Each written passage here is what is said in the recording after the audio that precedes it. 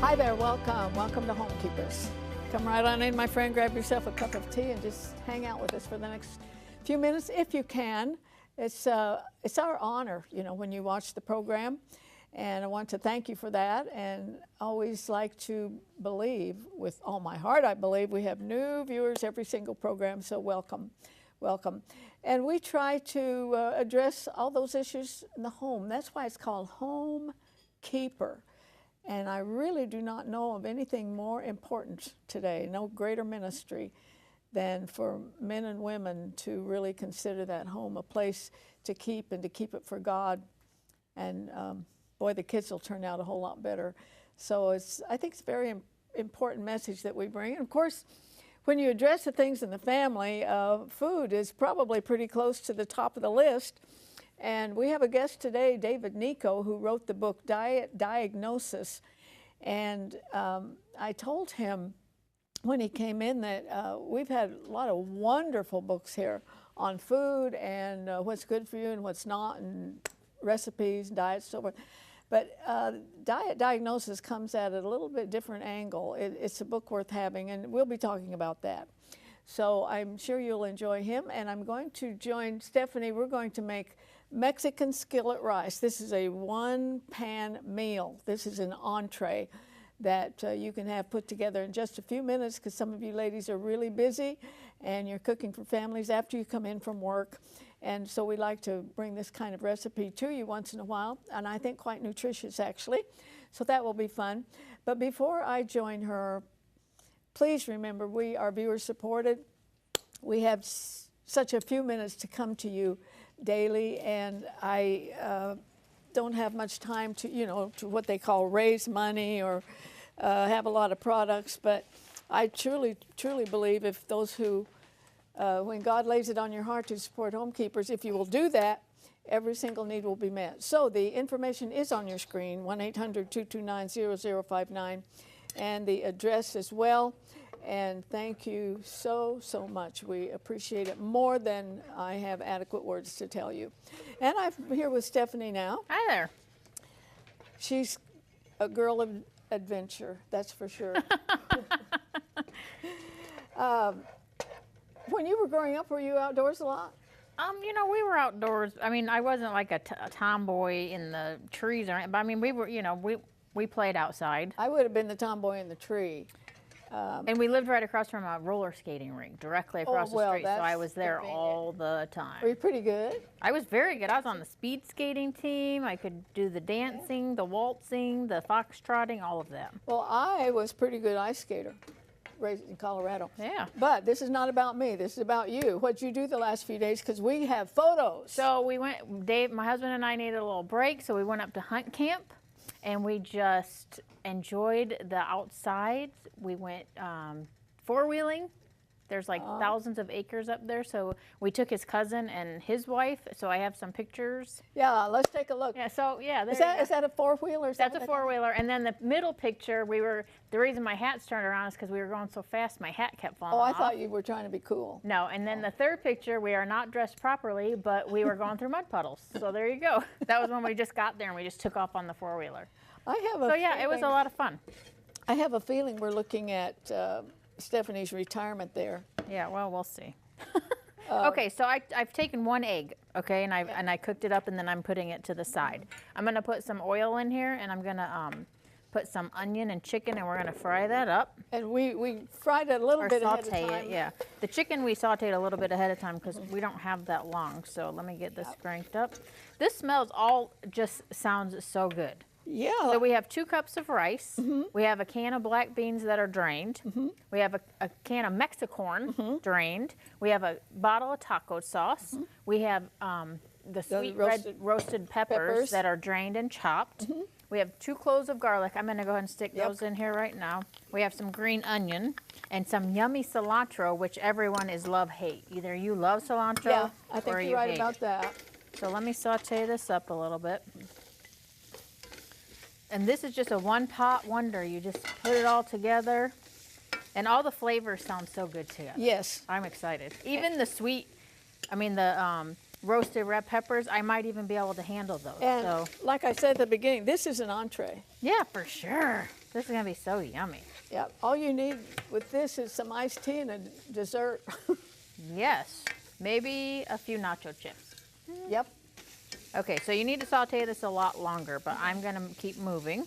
So a can of black beans. And see, we put the rice on the plate. Nope, the rice goes in here. This is Mexicorn. really a one Yes. pan meal. Ooh, Yes. I love the colors. The roasted red peppers. This is just yummy.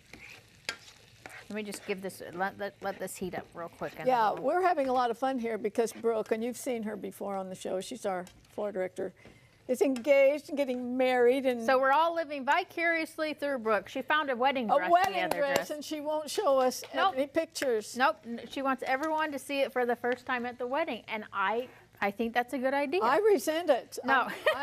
I feel that as an older woman, the Bible talks about the older women in the church, that Yes. probably I should check it out. I don't think Brooke agrees. Do you think, I don't think I'm going to talk her into it either. No, everyone can see it at the wedding because then everyone can ooh and ah at the same time and But cry. it's so much fun. She comes in, we did It's the so tasty exciting, thing. yes. When I got married, they didn't have a tasty thing. You just got a picture We of the made cake. our own food. And, did you? And the cake, I had a friend made it. She was actually a cake decorator, and she made it. But no, we did all of our own food. Okay, can I have the rice, please? Thank you. And I'll go ahead and throw the green onions, the green onions in too. You want Please. these? Yes, please. Oops, Now, sorry. When did you put the egg in? The egg's gonna be very last. I need Okay. the taco seasoning. Look at, Oh, sorry about that. wow. Oompa! Arthelene Rippy's throwing dishes, jeepers. Okay, Hey, that tastes good. I just this got is some on my so finger. good. Yeah. This is taco sauce, I got the mild. of course. If you like a little kick, go ahead and get the medium or the hot. Oh, Oh right. my, look at this. I'm gonna heat this up for 1 second. I'm gonna throw the egg in. We're gonna put it on a plate and and eggs in there. I don't, Kind of odd, it is kind of odd. but I don't know, maybe they had a because they told us to, so that's what we're doing. It's heating up, like how easy, how super easy. You can have all this stuff in your pantry. Yeah, and those chicken tenders, man, you can keep a few of those in your freezer, and Yep. you've got this. You Yes. got this meal. Or make your chicken, you know, you can make a bunch of chicken on the weekend, like I do. Okay, oh, egg. Heating up here, Now, okay. the cilantro, does it go It'll on go top or on, yeah. Okay. And again, cook this a lot longer, Yeah. okay? We're just hurrying. Okay, here you go. There you go, put some cilantro on. I think maybe our guest will approve of this one. Yeah. So good. So good, right? Well, I love beans anyway. Yeah, me too. Corn. It sounds kind of crunchy. Man, that cilantro is like the best thing ever. Yeah. All right. It is called Mexican Skillet Rice Recipe. Information's coming up on your screen. You can have it. It's free. There are several ways to get it, and that information is yours. So take note of that if you want it. And then you will meet my guest, David Nico. I think you'll like him a lot. If you would like a copy of today's recipe, you may receive it by contacting us through social media as listed on the screen. When requesting a copy through the mail, be sure to include a self-addressed stamped envelope. Thank you, and please know we always appreciate hearing from our viewers.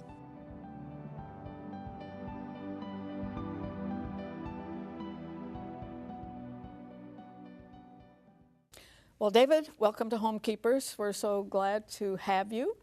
And I've interviewed a lot of people about food and diets and healthy living. All of them quite good. I'd say yours is different. Yours is different than most. And one thing that struck me was very impressive endorsements. That's one thing that I look for in a book is who will endorse it, because people are pretty careful about what they endorse and who they endorse. So congratulations on that. Thank you. Okay, how would you describe diet diagnosis? Well, and it's just like you said, I've seen all these diets over the years. Do my diet, try my diet, this will work for you. And the thing is, we're all designed uniquely by God. So we really need the diet that's going to work for us. And where the trend in nutrition is going is all about personalization. So it's all about what's going to work for you. So instead of giving one diet option for people, I say let's look at the pros and cons of the various healthy diets that are out there, and then let's give a plan and a system to find the diet that's going to work for us. So it's really, as a coach, I'm really coaching people to find the right foods that's going to work with their body rather than against their body. I would imagine that some, quote, healthy diets could work against some people. Exactly, and not all healthy diets work for everybody all the time. And in fact, that's one of the reviewers said that in her review, is that this may be healthy for me, but maybe not at this season of my life. So it's about understanding our bodies and the seasons that we go through and what foods are working with us, what's giving us more energy, or what's depleting our energy. That's a real telltale sign. Well, right out the gate, you quote John 10:10, which is Jesus said, "Oh, come that you might have life and have it more abundantly." And that is true. I'm often going to where Jesus healed the lame man at the pool of Bethesda. He says, "Do you want to be well? Do you want life? Do you want it more abundantly? You can't save yourself spiritually, but some of the rest of it you're going to have to do yourself and not expect the Lord to do it." The other thing I was impressed by, right out of the gate, you address obesity, which could take America down in the health field, for sure. And most first ladies have a cause, you know, and I've always agreed with Michelle Obama on that. She took that on immediately. And in the book, you especially mention the obese children, and that is really setting them up for a horrible life unless somebody intervenes, right? And this is the first time really in history that we see children now not only have struggling with obesity, but type 2 diabetes. We just didn't see that before, being the adult onset diabetes, type 2 diabetes. But now it's with the kids. Where does this come from? Well, it's our lifestyles, it's our foods, it's all of this coming. So we look at this, it's not just an epidemic. It's now a tragedy. It's a global tragedy. And my concern especially, you know, we're on Christian television here, is for God's people, the church, is that they be well and they be healthy. I think Christians should be the healthiest people in the community. Absolutely. And handle their money better than anybody else. They shouldn't be in debt up to here, just that whole broad lifestyle. Have you ever watched that program, My 600-Pound Life? I have You've not. never seen? Oh, you need to see that. Yeah. I don't watch much TV, surprisingly. Yeah. I do read a lot, though. You cannot believe that people can weigh up to 700-800 pounds. Yeah. And you wonder, how did they let themselves get there? There's an emotional, mental breakdown somewhere. But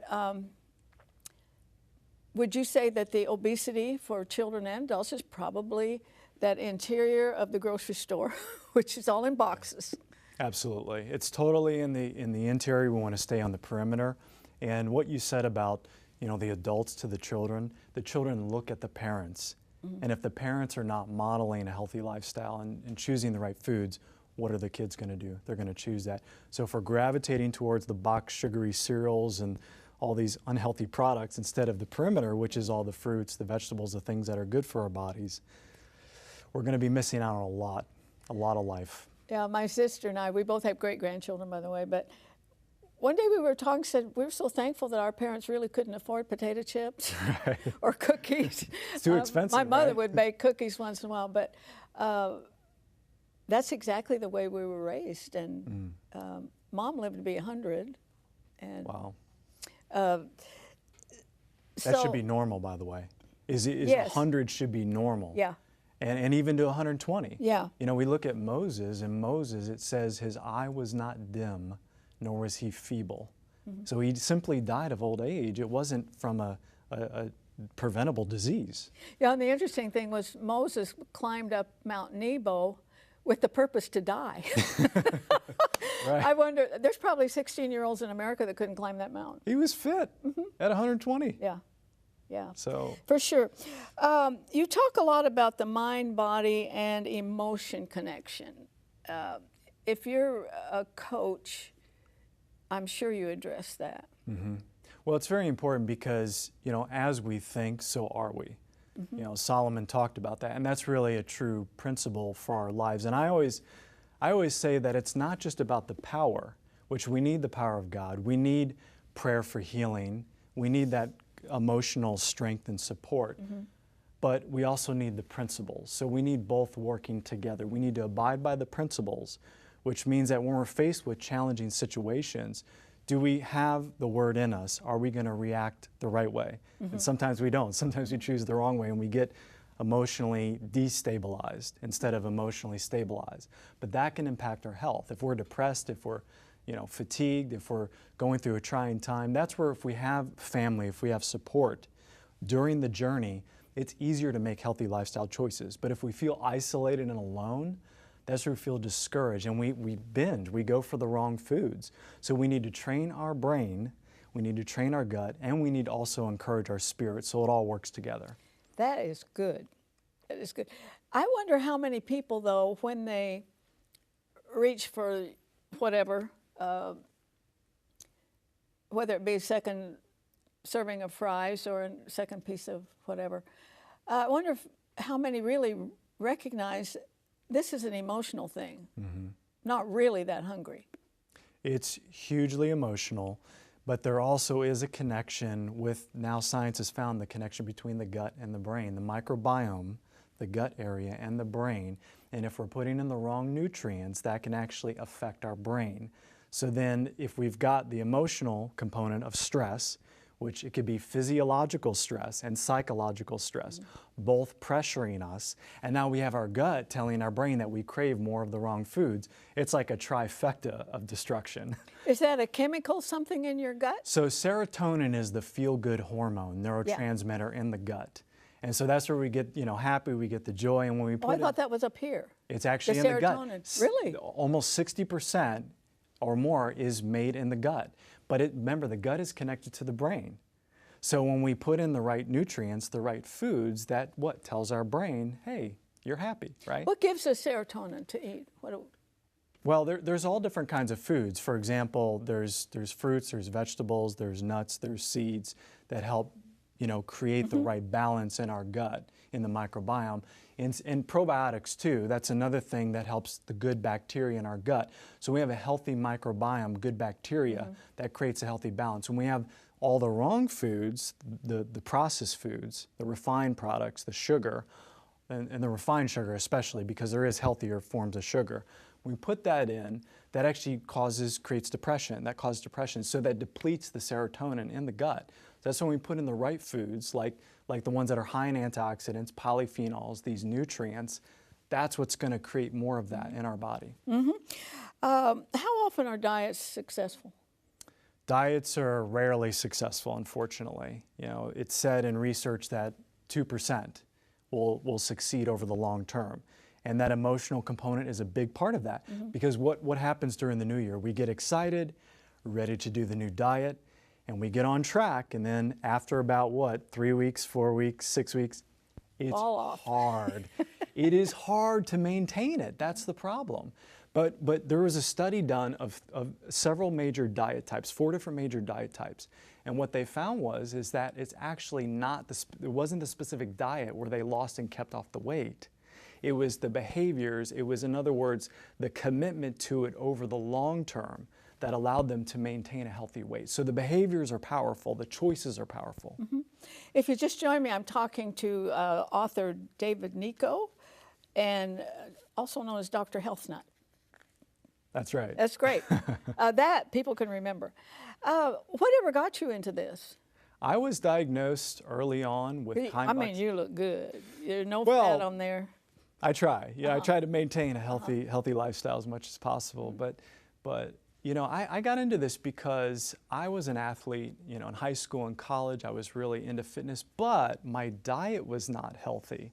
I was eating all the fast food, all the wrong foods, and I still look good on the outside, and I was ripped, and I have pictures to prove it.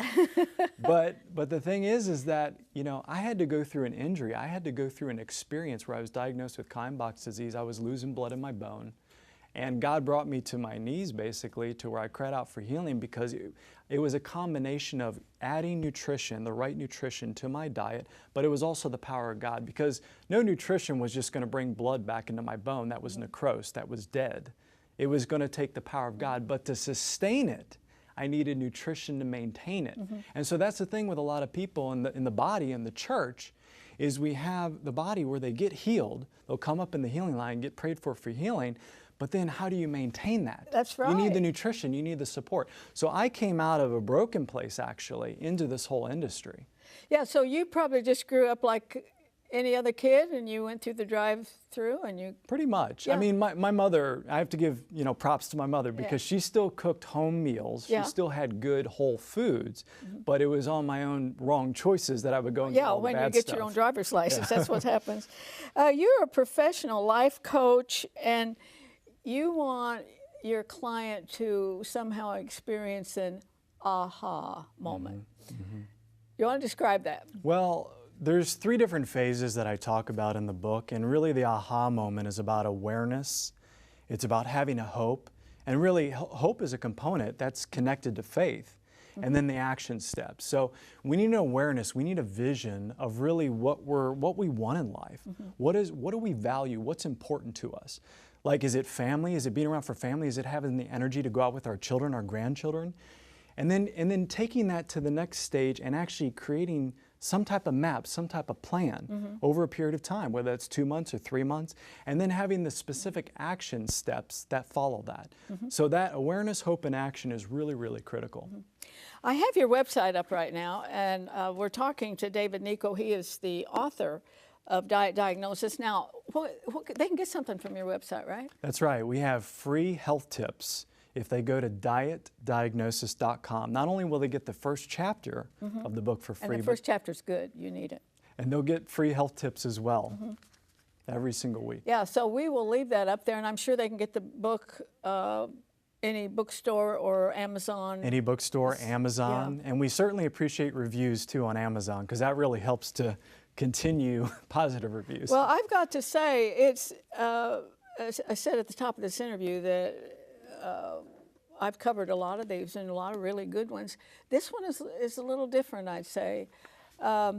Helps a person to more personally, this is right for me, and it's not painted with a broad brush. That's right. And as a speaker as well, my encouragement to audiences is to really take it personal. You know, we are uniquely designed by God, each of us. So why would our nutrition, why would our lifestyles be any different? You say in the book that only 2% of dieters maintain their new weight or lifestyle for life. I think it's interesting because we've all watched Oprah Winfrey with her weight up and down. She's been very open about it, and I think that's admirable. She's finally, in recent years, landed on Weight Watchers and seems to be maintaining better than she has. And also, she says something very interesting. She says, "I don't feel deprived." I think that's huge. That you can only go so long feeling deprived. That's right. Then you're going to go for the cake. And you're going to go for it. And the problem is that we don't have the right substitutes. We need the right healthy substitutes to add to our life, rather than I'm deprived and I'm removing all this bad stuff, but you're not replacing it with something healthy that tastes good. And that's what people need to know, especially in the church, that you can have things that taste good that are actually good for us and do it for your whole life.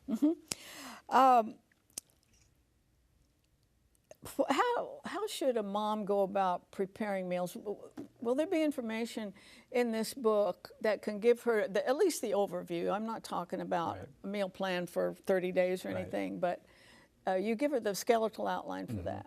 Absolutely. I want to start them off with the basics. So starting off, not making it difficult. We want it to be easy for people. So that's why I give them a list of all the different healthy foods they can choose from. And I break it out into different categories. And I have specifics on what is high antioxidants, what is higher in pesticides. So you can, for example, if you can't get organics on every single food and you need to save money, well, which food should you buy organic and which ones could you get non-organic but still non-GMO? So I break all that out to make it a little bit easier for somebody who's shopping. how does someone determine the best diet for themselves personally? What goes into it? I mean, your ancestry. I will have to say there's no one in my family that I know on either side, as far as my own ancestry, my parents and their parents, overweight. So that's just a blessing from God, you know. That's just a DNA.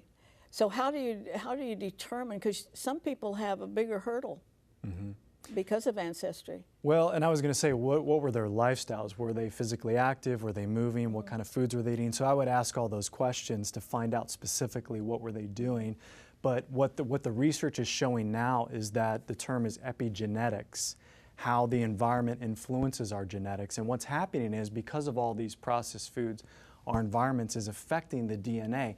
And so we can turn on unhealthy genes that are waiting dormant in for our our life. next generation. Or we can turn them off. So through our lifestyle choices. So actually it's up to 80% of our lifestyles can prevent these problems by making healthier lifestyle choices. So for the average person out there, it actually can impact their DNA. So even if you don't have the best genetics, right, where you just naturally are thin, or it's a little bit easier for you, you can impact your genes by making these lifestyle choices. Say, we're out of time. Could you stay and let me talk to you a while longer? Absolutely. All right. Stay with me. I have a couple things to say before we have to say goodbye, and he'll be on the next show.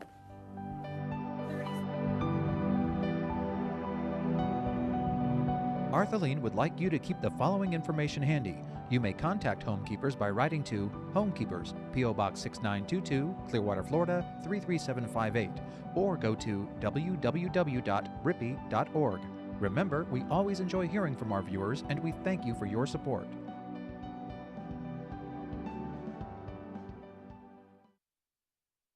All right, you noticed I made an executive decision right there, and David will be on the next program. There was just so much information in his book, and I had a couple more pages of notes after going through it, and I want you to really hear some of the things that he had to say, because as mentioned in the interview, I never get away from what Jesus said to the man at the pool of Bethesda, do you want to be well? If you want to be well and there's something you can do about it, then you'll do it, if you want to be well. And so we like to bring these kind of guests to you and educate you. I thought that David gave us a lot of good education on that program, and there will be more on the next program. So be sure and join me next time, friends, remembering there's no higher calling than that of a homekeeper. God bless you. If you should miss a Homekeepers program, you can catch up by going to www.ctnonline.com. Click on CTN Programs and then on Homekeepers.